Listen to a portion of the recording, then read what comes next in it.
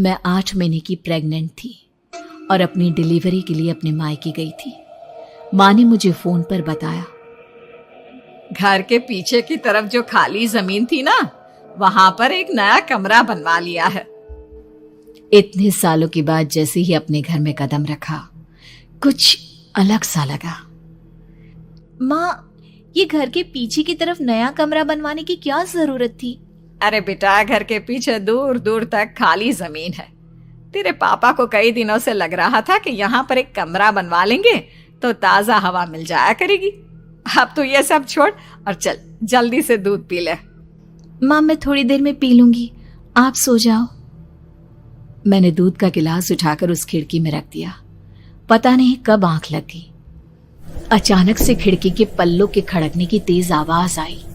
दूध का गिलास धड़ाम से जमीन पर आ गिरा। जमीन पर गिरते ही दूध का रंग लाल हो चुका था। मैंने खिड़की से झांक कर बाहर देखा।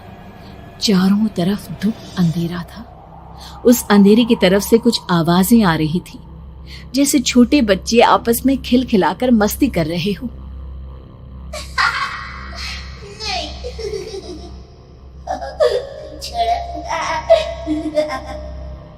इतनी रात को इतने घनघोर अंधेरे में बच्चों की आवाज कैसे आ रही है? घड़ी में वक्त देखा तो ठीक 12 बजे थे। देखकर मैं सन्न रह गई। बुरी आत्माओं और भूतों की कई कहानियां मैं सुन चुकी थी। वक्त भी कुछ ऐसा ही था। ऊपर से मैं प्रेग्नेंट। सुना था कि ऐसे वक्त में अक्सर बुरी आत्माएं औरतों का पीछा करती है, तो क्या मेरे पीछे भी?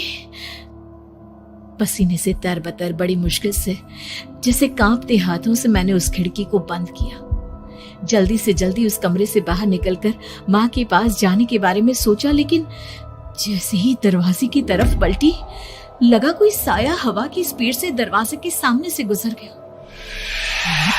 मेरे गले में अटक कर रह गई। मैं जोर से चीख कर माँ को बुलाना चाहती थी, लेकिन वो आवाज खुद मेरे कानों तक नहीं पहुंच पा रही थी। तो माँ तक कैसे पहुंचती? खिड़की के पल्ले एक बार फिर तेज हवा के झोंके से धड़ाम करके खुल गया और पूरी ताकत से मैं चीख पड़ी। जानती थी मेरी चीख की आवाज सुनकर कुछ ही सेकंड में माँ वहां पहुंच जाएगी, लेकिन ऐसा कुछ हुआ ही नहीं। मेरा कलेजा डर के मारे फटा जा रहा था। आखिर माँ ने मेरी आवाज क्यों नहीं सुनी? इतनी गहरी नींद में तो माँ कभी नहीं सोती। ठीक पीछे खुली हुई वो खिड़की। मुझ में इतनी ताकत नहीं बची थी कि मैं पलटकर उस तरफ देख भी सकूं। हवा का एक सनसनाता हुआ झोंका उसी वक्त मेरे कानों से आकर टकराया। लगा जैसे किसी ने दबी हुई आवाज में धीरे से मुझसे कहा, चली जाओ यहाँ से। मैंने दोनों हाथ अपने कानों पर रख लिए और एक बार फिर ताकत लगाकर जोर से चीखने की कोशिश की। माँ! पापा! मेरी आवाज उस कमरे की दीवारों से टकराकर वापस मुझे ही सुनाई दे रही थी। जितनी ताकत के साथ मैंने चीखने की कोशिश की थी, कुछ ही देर बाद उससे कहीं ज्यादा तेज और दर्दनाक चीख मुझे सुनाई देने लगी। कि आवाज ठीक मेरे पीछे खिड़की से आ रही थी। वो आवाज मेरे कानों में पिघलते हुए लोहे की तरह गिर रही थी। उन आवाजों में हैवानियत थी। वो आवाजें किसी इंसान की नहीं है, इतना मैं समझ चुकी थी। कांप रहे हाथों से मैंने अंधेरे में कुछ ढूंढने की कोशिश की। तभी अचानक मेरा हाथ बेड पर रखी टॉर्च पर पड़ा। किसी तरह ताकत लगाकर टॉर्च का बटन ऑन किया, लेकिन ये क्या? सामने दरवाजे पर 3 छोटी लड़कियां खड़ी हुई थी।